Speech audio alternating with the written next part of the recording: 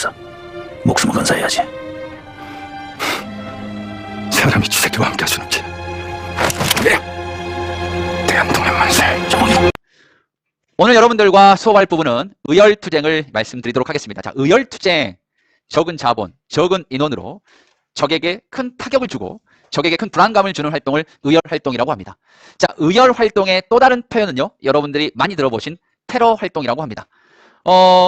우리 역사상, 전 세계 역사상 가장 최악의 테러라고 이야기하는 9.11 테러, 2001년도, 여러분들 태어나기도 전에 있었던 이 9.11 테러가 되겠습니다. 아프가니스탄에 있었던 오사마 빈 라덴이라는 사람이 알카에다라는 조직을 통해서 미국의 국내 항공기, 미국 국내선 항공기 4대를 납치해서요, 당연히 승객은 타고 있었죠. 2대는 국제무역센터에 떨어뜨려가지고 엄청난 사상자를 했죠. 당시 그 사람을 뉴욕 국제무역센터에서 구호 활동을 벌이던 경찰관과 소방관만 하더라도 300명이 죽었습니다. 일반 민간인 사상자는 엄청났겠죠. 나머지 한 대는 미국의 상징인 국방부 펜타곤 건물에 떨어졌고요. 그 다음에 마지막 하나는, 이게 이제 영화 같은 일이죠. 사실 이거는 백악관을 노렸다는 얘기가 있습니다. 그래서 이제 그 비행기 안에 타던 사람들이 이건 막아야 된다 해서 본인들의 목숨을 걸고 그 테러범을 진압합니다. 그 과정에서 백악관에 떨어지지 않고 미국 외곽에 떨어져서 이제 비행기에 타던 사람은 전부 다 이제 죽음을 당했고요. 그런 일이 있었습니다. 이 얘기를 왜 하느냐? 여러분들의 의열 활동이 이제 어떤 건지 얘기를 하려고 하는 겁니다. 자, 안중근 의열 활동입니다. 윤봉길 의열 활동입니다. 이봉창, 오늘 배울 나석주, 김익상, 김상호 다 의열 활동입니다. 하지만 일본 애들한테는, 일본에게는 이들을 기술할 때 이들을 의열 활동으로 기술할까요? 뭐로 기억합니까? 테러 활동으로 기억하는 거죠. 자, 한마디로 역사는 상대적인 거예요. 우리한테는 의열 활동이지만 일본에게는 테러 활동으로 기록이 되는 거죠. 자, 대충 의열 활동이 어떤 건지 알겠죠? 자, 여러분들 의열 활동 중에서 의열단이라는 단체를 배울 거예요. 의열단이라는 단체를 배울 거고요. 의열단 단원들에 대해서 몇 번 배울 겁니다. 영화 밀정에 보시면 조승우가 당시 의열단의 단장이었던 김원봉 역할로 나오거든요. 거기서 이런 말을 합니다. 너무 많이 죽었습니다. 최수봉, 나석주, 방덕삼, 추성호. 그만하자. 사람들한테서 잊혀지겠죠. 미안합니다. 자, 영상 속에 나올 겁니다. 자, 보고 왔죠? 방금 김원봉 역할을 했던 조승우가 뭐라고 했습니까? 나석주, 이 모든 사람들 잊혀지겠죠? 라는 걱정을 하면서 초를 키우고 있는 모습을 보입니다. 그래서 우리가 역사를 배우는 의미예요. 잊혀질까 두려워했던 이 김원봉의 얘기처럼 우리는 그들을 잊지 말고 기억해줘야 됩니다. 우리는 그들을 기억해줘야 돼요. 그렇기 때문에 우리가 기억하는 방법 뭐겠어요?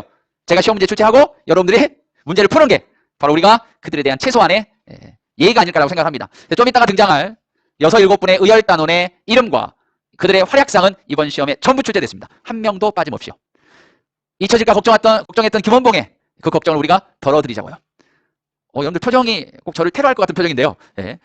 우리가 그냥 애국심 차원에서 한번 꼭 기억해 주셨으면 좋겠습니다. 그 정도는 해줄 수 있지 않나요? 그러지 않아요? 있죠? 예. 자, 네? 예, 눌러줬어요, 지금. 네. 자, 우리도 방금 영화 속에 초를 켜서 의열단원을 기억한 것처럼 저희도 초를 켜면서 오늘 수업에서 의열단원을 기억하면서 그들의 업적을 기억하면서 수업을 진행하도록 하겠습니다. 진짜 초예요. 들어! 한 명도 안 믿네요. 진짜 초예요. 진짜예요. 진짜라니까요. 이거 불면 꺼져요. 진짜예요. 왜 안 꺼지지? 마스크를 쓰고 해야 되구나. 벗고 해야 되구나. 자, 마스크를 쓰고 벗고 하면 됩니다. 보세요. 자, 하나, 둘. 여기 온오프 스위치가 잘 안 보여. 자, 마스크를 벗고 해볼게요. 하나, 둘. 꺼지잖아요. 다시 한 번만 하지만 저는 미치지 않았습니다. 자, 먼저 지난 시간에 배운 거 우리가 간단하게 복습을 해보도록 하겠습니다. 제가 그냥 할게요. 자, 홍범도는 봉오동 전투와 청산리 전투에서 큰 활약을 겪었고요. 자, 삼부 성립, 참정신, 참의부, 정의부, 신민부가 일어났습니다. 전부 다 군정과 민정을 함께한 정부의 형태였다. 자, 지난 시간에 배웠던 내용이고요. 자, 오늘 의열단원들을 배우도록 하겠습니다. 여러분들이 기억하셔야 될 게 누가 있냐면요. 바로 의열단이 되겠습니다. 의열단, 빨간색으로 갈까요? 의열단. 자, 의열단은 중국 만주에서 1919년에 김원봉이 만들었습니다. 자, 김원봉. 일본이 가장 무서워했던 우리의 독립운동가가 되겠습니다. 그래서 일본이 독립운동가 잡으려고 현상금 걸잖아요. 제일 많이 걸었어요. 독립운동가 중에서 현상금 1위입니다. 아마 지금 돈으로 뭐 2, 30억 했다고 그래요. 일본 애들 입장에서는 가장 무서워했던 인물이 김원봉이 되겠습니다. 자, 이분은 신채호예요. 신채호예요. 방금 어떤 분 신채호 얼굴 보면서 야, 진짜 무섭게 생겼다 하신 분 있는 것 같은데 김원봉 얼굴은 지금 이쪽에서 아마 나오고 있을 겁니다. 나름 잘생겼습니다. 잘생기다 보니까 영화 밀정에서 조승우가, 밀정에서는 이병헌이가 이 김원봉 역할을 했었고요. 그 암살이라는 영화에서는 조승우가 이 역할을 했습니다. 둘 다 1000만이 넘었죠. 그러면서 사실 우리 주변에 김원봉에 대해서 많이 알려지게 되었습니다. 의열투쟁은 아까 얘기했던 것처럼 소수의 인원과 적은 비용으로 큰 성과를 낼 수 있던 활동이 되겠습니다. 대한민국 임시정부도요. 의열 활동에 대한 필요성은 조금씩 인식하고 있었습니다. 자, 김원봉이 신채호를 찾아갑니다. 신채호 선생님, 저희 의열 단원들이 의로운 활동을 하는데 그들의 활동을 자랑스럽게, 당연하게, 솔직히 생각해보면 아무리 나쁜 사람이라 할지라도 사람이 사람을 죽이고 상처를 입힌다는 건 쉬운 일은 아닐 겁니다. 그러겠죠? 그러다 보니까 그들이 하는 의열 활동이 당위성이 있고 정의롭고 올바른 행동이라는 걸 알릴 수 있는 글을 써주세요 라고 얘기합니다. 그래서 그 글이 아주 중요하죠. 바로 신채호의 조선혁명선언이 되겠습니다. 신채호의 조선혁명선언. 자, 신채호 조선혁명선언은 내용은 이렇습니다. 폭력과 암살을 강조합니다. 보실래요? 톡 했는데 안 되네요. 사료 톡톡이니까 두 번 해야 되나 봐요. 톡톡 여. 역시 컴퓨터도 때려야 말을 듣는 것 같습니다. 좀 소리 좀 질러야 되겠네요. 여러분도 그러잖아요. 야, 조용히 해라, 조용히 해라. 조용히 해! 하면 그때서야 이제 조용해지겠죠. 방금 요 음성이 되게 소리 질러서 방금 들으시면서 아마 들으시는 분들은 귀 아파 짜증나 이렇게 하실 것 같습니다. 조선혁명선언 보도록 하겠습니다. 자, 이 내용을 보시면요. 내용이 이렇습니다. 폭력은 우리 혁명의 유일한 무기다. 폭력을 강조하고 있어요. 자, 민중과 손을 맞잡아 끊임없이 폭력, 암살, 파괴, 폭동. 우리가 영화 아까 자꾸 영화 얘기 계속 하는데 암살이라는 영화에 의열 단어가 나와요. 그래서 폭력과 암살, 파괴를 정당화하고 옳은 길로라고 이야기했던 바로 신채호의 조선혁명선언이 되겠습니다. 자, 그럼 이제 의열단원들을 보도록 하겠습니다. 짜잔, 나와주세요. 이분들입니다. 강우구님, 박재영님, 최수봉님, 김익상님, 김상욱님, 김지선님, 나석준님까지. 자, 강우구 같은 경우는 대한노인동맹단이 되겠습니다. 이분은요, 원래 지금으로 따지면 한약방 하셨으니까 지금으로 따지면 그냥 한의사라고 생각하시면 돼요. 대한노인동맹단이라고 하니까 막 아이들이 막 70, 80 이렇게 생각하는데요. 40에서 70, 40대도 여기 포함되어 있습니다. 40에서 70의 나이에 가진 분들이 의열 활동을 하기 위해서 만든 단체가 되겠습니다. 자, 이분은 조선 총독 사이토에게 폭탄을 던졌습니다. 어디서? 서울역 앞에서. 그래서 지금 서울역 가시잖아요. 이 강우구의 동상이 있습니다. 지금 화면 속에 동상이 나오겠죠? 자, 이게 바로 강우구의 동상입니다. 우리 광주 친구들은 대부분 용산으로 가니까 잘 못 보는데 혹시 서울역으로 가실 분들은 꼭 내리시면 요거 한번 꼭 보시기 바라겠습니다. 자, 박재혁 가겠습니다. 박재혁 같은 경우에는 세븐틴이라는 아이돌 그룹의 도겸이라고 있어요. 도겸이라고? 있나요? 그 도겸 닮은 꼴입니다. 볼까요? 얼굴 살짝. 자, 보겠습니다. 자, 이쪽에서 나오죠. 자, 박재영 나왔습니다. 자, 제가 좀 잠깐 띄워볼게요. 화면을. 자, 어때요? 약간 세븐틴의 도겸 좀 닮았나요? 제가 여기다가 도겸 사진 한번 같이 띄워줄게요. 자, 나와주세요. 자, 닮았나요, 이제? 자, 대답들이 없으시네요. 자, 다른 친구들은 좀 닮았다고도 하시는데요. 자, 박재혁은 부산경찰서에 폭탄을 던졌습니다. 의열 단원들의 여러 가지 활동 중에서 최초로 성공했습니다. 최초로 성공했고요. 자, 최수봉은 밀양경찰서에 폭탄을 던졌습니다. 폭탄을 2개 던졌는데요. 안타깝게도 2개 다 실패합니다. 폭탄이 잘 안 터졌어요.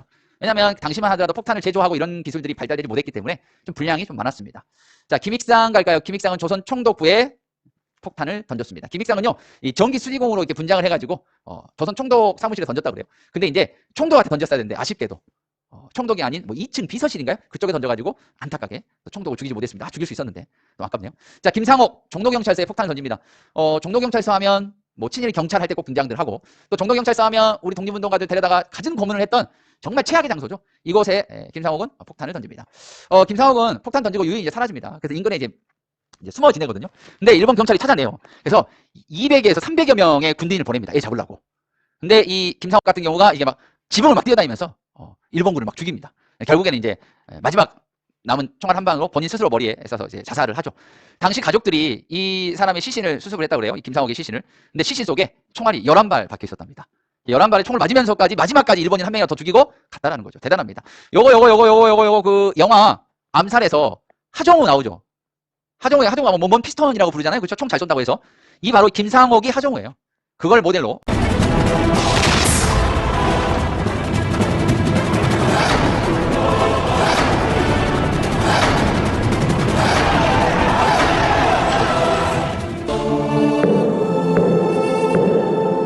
생사가 이번 거사에 달렸어. 만약 실패하면 내 세상 끝이다.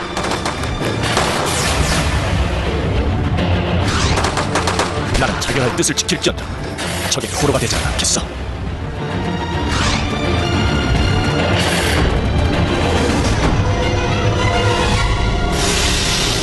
대한독립 만세.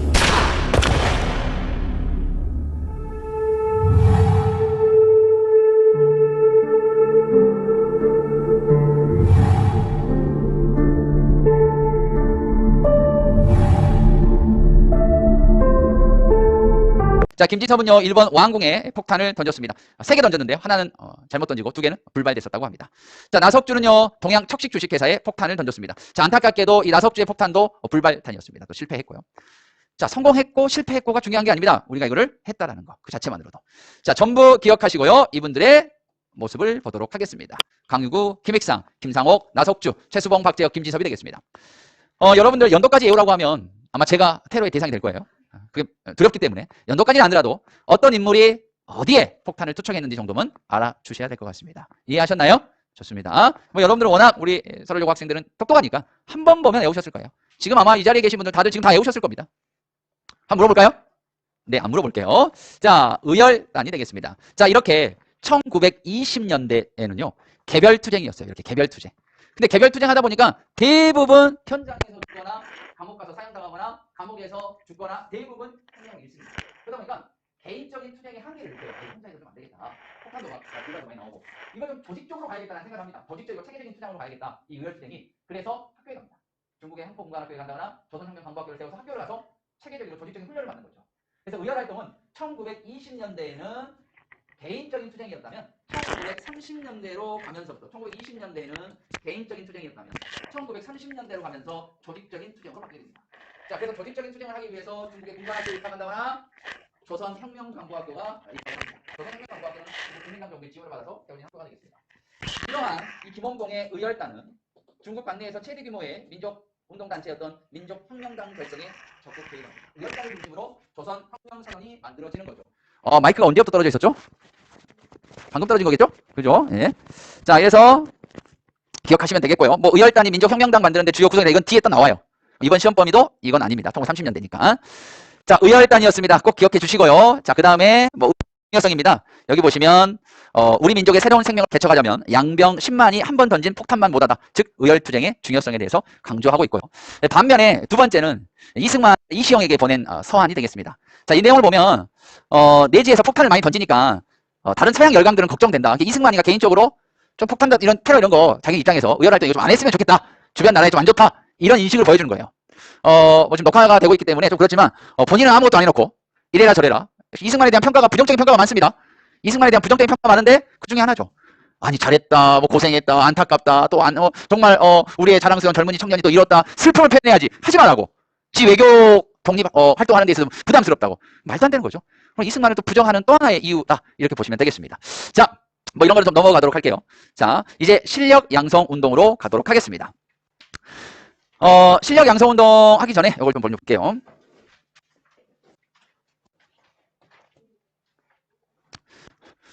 자, 잘 보고 있죠? 그 시험 공부 따로 한다고 생각하지 마시고 지금 하시면 돼요. 지금. 자, 실력 양성 운동을 보도록 하기 전, 자, 실력 양성 운동을 보도록 하겠습니다. 거기 보기 전에 잠깐 뭐 하나 좀 설명을 좀 하도록 하겠습니다. 나와주세요. 좋습니다. 실력 양성 운동 중에서 우리가 요 얘기를 잠깐 좀 할게요. 자, 실력 양성 운동. 자, 실력을 기르자는 겁니다. 자, 실력 양성 운동이라는 거 지금 전부 다 3.1 운동 이후에 등장한 거고요. 자, 실력을 기르려면 뭐가 필요하느냐? 실력을 기르려면 필요한 게 있죠. 바로 교육과 산업입니다. 교육과 산업을 강조하죠. 즉 이거예요. 교육과 산업을 통해서 우리의 힘을 기르자. 그리고 나서 일본으로부터 벗어나자. 이게 이들의 주장입니다. 그러면 이 실력 양성 운동을 실시했던 세력은 바로 누구냐? 민족주의 계열이 되겠습니다. 민족주의 계열이 이 운동을 주장했고요. 자, 교육과 관련해서는 이 내용이 있겠습니다. 바로 뭐냐? 밀립대학 설립운동.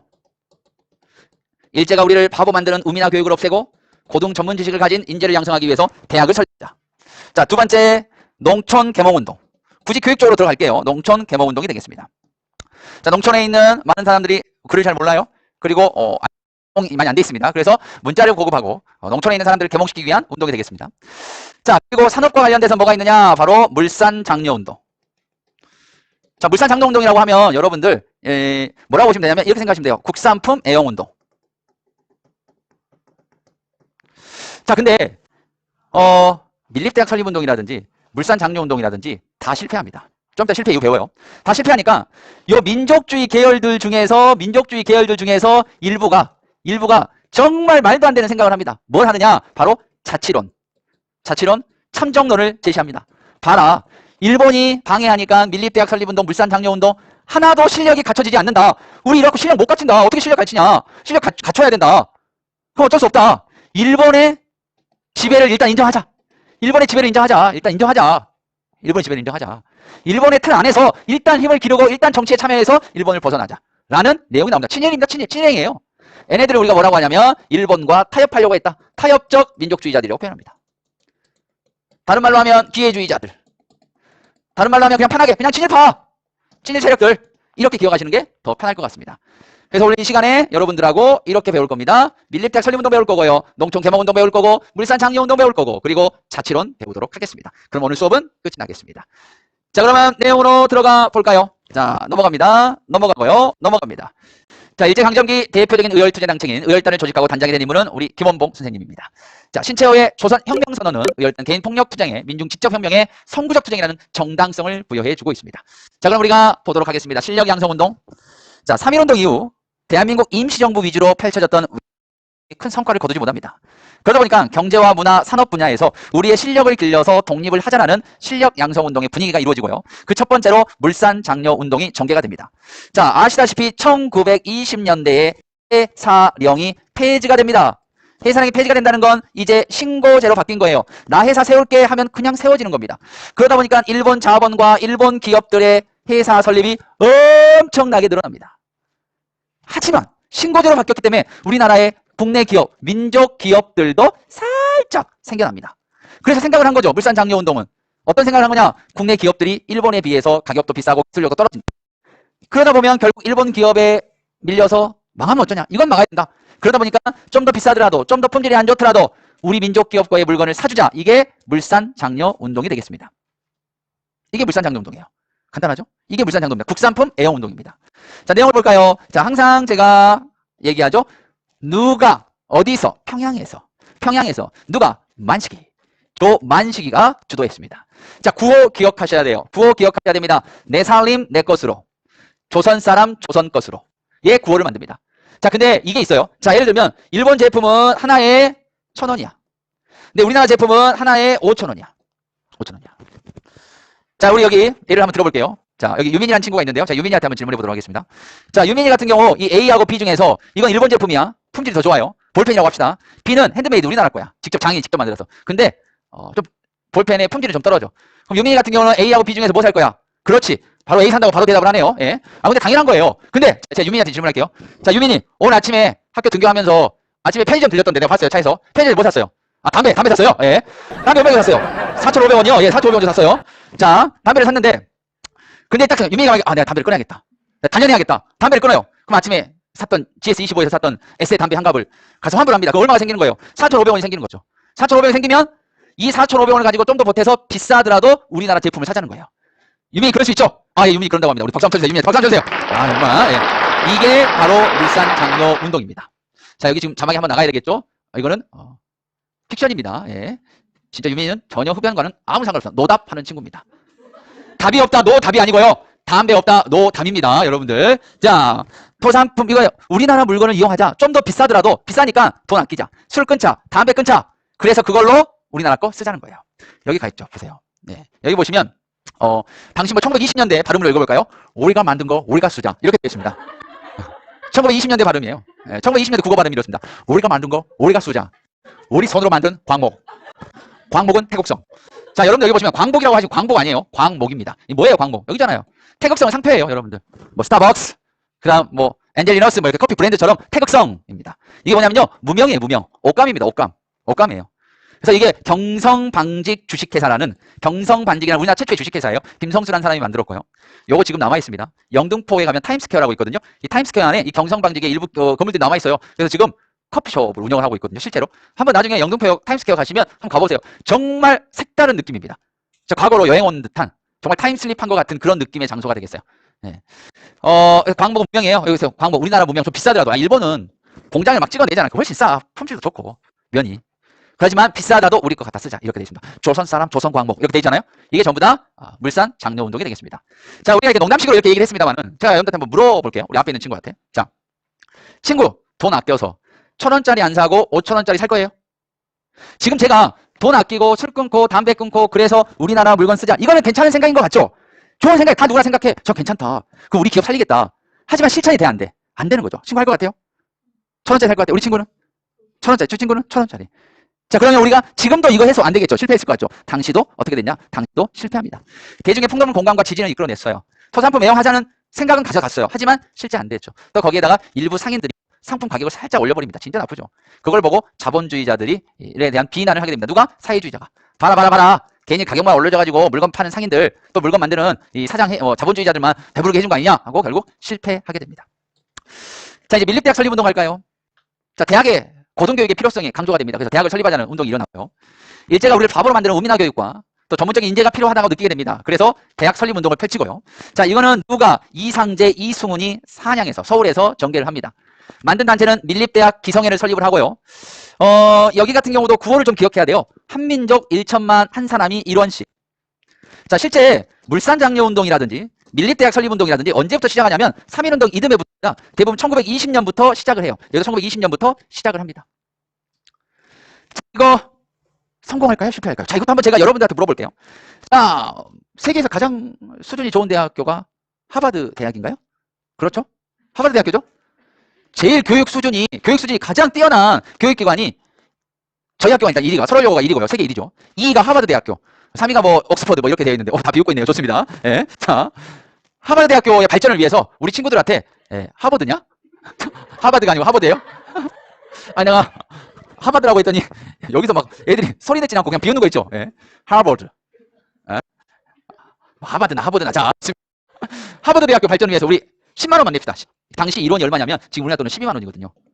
12만 원 하버드 대학 발전을 위해서 낼 거야 안 낼 거예요? 안 내요. 낼 거야 안 낼 거예요? 안 내요. 낼 거야 안 낼 거예요? 안. 쌤한테 물어볼게요. 왜 안 내요? 아, 12만 원이 비싸니까. 또 다른 이유는 나랑 상관이 없으니까. 마찬가지예요. 대다수 먹고 사는 게 문제였지 대학 설립의 큰 중요한 문제는 아니었었습니다. 먹음운동에 젖어있고요. 또 일제가 정치운동이라는 구실로 탄압합니다. 그래서 일제가 대학을 세워줘 버립니다. 경성 제국대학을 세워주죠. 자, 이게 1925년에 만들어져서요. 최초의 개교는 1926년에 개교하게 됩니다. 경성 제국대학은 지금 남아있나요? 일부 건물들이 이때 만들어졌던 게 남아있습니다. 해방 이후에는요. 제국이라는 글자를 빼요. 그래서 경성대학입니다. 그리고 나서 서울대학교로 이름이 바뀌죠. 그리고 나서 이 경성대학이 지금의 신림동 쪽으로 이동을 합니다. 그럼 경성제국대학이 있던 대학은 뭐냐? 일부 공과 이과 계열을 남기죠. 그래서 서울과학기술대 있죠? 서울과기대가 경성제국대학 자리입니다. 그때 만들어졌던 건물들이 그대로 있어요. 그래서 서울과학기술대학교는요, 이 당시 이 건물 관광으로 많이 옵니다. 관광으로 우리가 양림동 가서 뭐 근대 건물 보는 것처럼 많이 들어와요. 사진 하면 몇 장 좀 띄워줄 수 있을 것 같네요. 자, 그 다음 보도록 하겠습니다. 자, 물산장려운동 실패, 밀립대학 설립운동 실패. 그랬더니 광수, 린, 성수 이 썩을 놈들이 식민지배를 인정하자. 그 인정하면서 실력을 기르자. 그래서 자치권과 참정권을 얻자라는 운동이 전개하죠. 일본 입장에서는 자치권과 참정권 운동에 대해서 약간 긍정적으로 봤어요. 약간 좀 도와주기도 했습니다. 왜? 그렇게 되면 민족주의 세력관이 분열이 이루어지는 거예요. 민족주의 세력관이 분열. 예를 들면 일본과 타협하려는 타협적 민족주의. 나는 절대 일본과 타협하지 않겠다. 비타협적 민족주의. 누가 더 좋아요? 당연히 비타민이 좋죠. 그리고 오히려 일제가 민족 분열 통치에 활용했다고 합니다. 자치운동이고요. 자, 바로 이어서 계속 가겠습니다. 조선 물산 장로입니다. 보세요. 입어라. 조선 사람이 짠 것을 먹어라. 조선 사람이 만든 것을 써라. 조선 사람이 지은 것을 조선 사람 조선 것. 라임이 괜찮은데요. 랩을 입어라. 조선 사람이 짠 것을 먹어라. 조선 사람이 만든 것을 써라. 조선 사람이 지은 것을. 저는 좀 랩을 못해서 그런데 랩을 잘하시고. 저는 락 하시는 분 아니에요? 락 한번 해보실래요? 저분 시키면 쥐갈 것 같아요. 입어라! 막 이런 식으로 막. 써라! 막 이런 식으로. 조선 사람 조선 것! 막 이런 식으로. 예? 아 근데 이거 랩보다는 락이 더 좋네요. 그죠? 자, 요거 영상을 제가 살려야 될지 잘려야 될지 한번 봐봐야겠습니다. 보면 미친놈일 수도 있거든요. 자, 약간 랩보다는 입어라! 먹어라! 이런 식으로. 물산장려운동이 항상 얘기하지만 저는 미치지 않았습니다. 자료 1호 가겠습니다. 자, 이거는요. 사회주의자들이 민족주의 계열의 물산장려운동을 비난하고 있는 겁니다. 그들은 자본과 준상계급이 양복이나 비단에서 입는 데는 무명과 배옷을 입었고 저들은 민족적, 애국적 하는 감상적인 말로 노동계급의 후원을 갈구하는 것이다. 그러나 노동자에게 제가 락을 너무 크게 했나 봐요. 성대가 다친 것 같습니다. 자, 그러나 노동자에게 있어서는 저들도 외래 자본과 조금도 다를 것 없다. 사회주의자들의 비난을 보고 있는 것이 되겠습니다. 자, 여기 넘어갈게요. 자, 농촌 계몽운동 보도록 하겠습니다. 1920년대 말부터고요. 보통 우리가 조선일보에서 전향된 건 1929년부터 진행이 되고요. 동아일보는 1932년부터 보통 진행이 됩니다. 자, 이들은 문맹 퇴치와 생활 개선을 강조합니다. 어디에? 농촌입니다. 자, 그래서 우리가 굳이 얘기하면 이 조선일보의 문자보급 운동은 문맹 퇴치에 가깝고요. 그 다음에 동아일보의 투나로드라는 표현은 계몽운동에 가깝습니다. 자, 이거는 좀 영상을 보면서, 영상이 아니라 사진을 하나 보면서 드리도록 하겠습니다. 자, 여기 보시면 이게 조선일보의 문자보급운동입니다. 이렇게 한글 원본이라든지 한글 교과서를 만들어서 글자를 가르치는 개념이고요. 부나로드는요, 여러분 러시아어 아는 게 하나도 없죠. 러시아어 알아요? 아까 어떤 분이 가서 러시아어 알아요? 그랬더니 막 고민하다가 예 알아요 그러더라고. 뭐 알아요? 그랬더니 푸틴 이렇게 알더라고요. 맞는 말이에요. 예? 맞는 말입니다. 자, 부나로드도 러시아어입니다. 이제 하나 배웠네요. 자, 부나로드는요, 부라는 것은 뭐뭐 속으로라는 뜻이고요. 그 다음에 나로드라는 것은 민중 속으로라는 뜻입니다. 그래서 이게 전문적인 지식을 가지고 있는 학생들한테 방학 기간을 이용해 가지고 방학에 가서 농촌을 개몽시키고 글을 가르치는 그런 역할을 하는 운동이 되겠습니다. 동아일보에서 혹시 시문에 상록수라는 소설이 이게 동아일보의 부나로드를 배경으로 지어진 소설이 되겠습니다. 농촌 개몽 운동이 되겠습니다. 실력 양성 운동의 의의는요, 뭐 민족 경제 자립과 근대교육 보급 신문화 건설을 추구하면서 독립의 토대를 마련했는데요. 한계는 일제가 허용하는 범위 안에서 추구하다 보니까 일제 탄압에 의해서 금방 무너졌다고 합니다. 자, 오늘은 여기까지 하도록 하겠습니다. 다음 시간에 농민운동 노동운동 할게요. 고생하셨습니다.